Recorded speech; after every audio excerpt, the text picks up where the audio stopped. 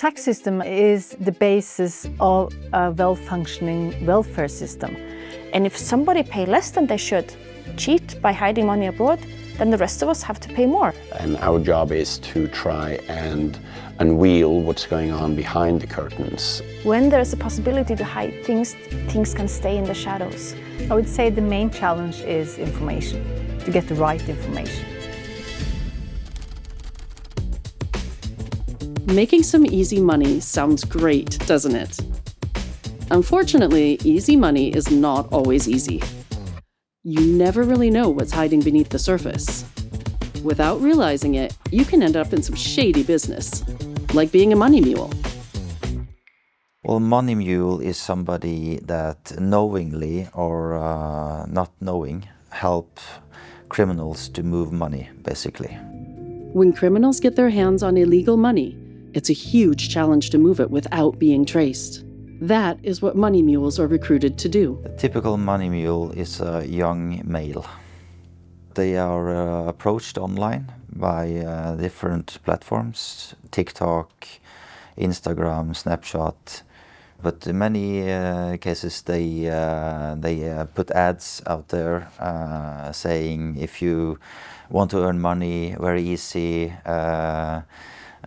come and help us, very fast money, very little work. When criminals scam someone online, money mules receive money directly from the victim's bank account into their own, and either send it to a bank account abroad, share access to their own account with the criminals, or withdraw cash themselves and pass it on. The money mule is paid a small fee, and the money is untraceable beyond the mule. This is money laundering. And in 2025, that's a serious problem. It may not sound so dangerous to transfer just a few thousand kroner for someone, but it can be. Very often they get pulled in deeper into the organization. The criminals are often involved in online fraud, trafficking, and also cases of narcotics and also even terrorism. So if you get into being a mule for these kind of criminals, you're actually supporting their criminal activity. Another method when criminals need to hide large amounts of money is to put it in places that offer secrecy and low taxes. A popular alternative is to buy property in cities like Dubai.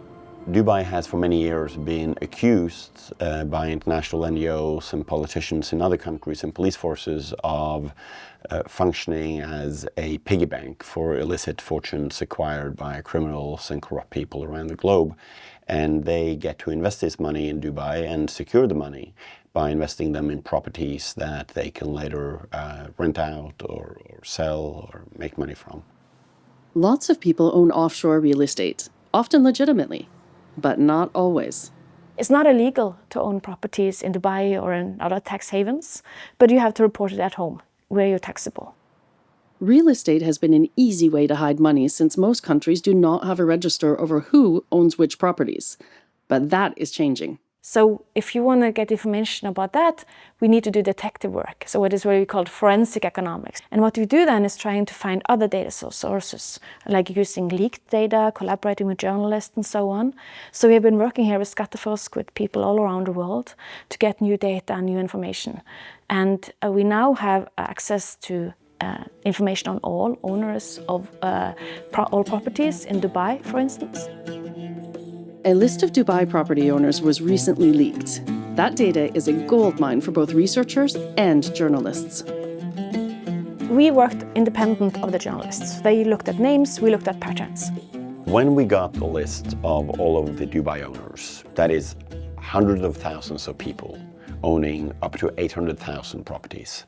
So we would match the list of owners with the list of Interpol's red notices on wanted people, or we would match it with all the list of the whole list of politically exposed people who are government officials in top roles in society. And also in Norway, we could match it with taxpayer data from the publicly available lists of taxpayers. We found criminal figureheads, we found corrupt politicians, we found bureaucrats who have been accused of taking money under the table from several countries around the world. According to E24, they discovered 388 properties owned by Norwegian residents, with an estimated value of over 1.2 billion kroner. And what percentage do you think reported their properties on their taxes in Norway? Under 20%. Doesn't seem very fair, does it? Our task is to make sure that everyone pays the right tax. And we need to do that because we need the trust. Trust is a building block for a well-functioning system. In order to make a good society where everybody contributes their fair share, then we need transparency and information. That's why we've created the Atlas of the Offshore World. Here, you can easily find reliable, research-based information about hidden offshore wealth. Check it out for yourself and see what kind of difference you can make.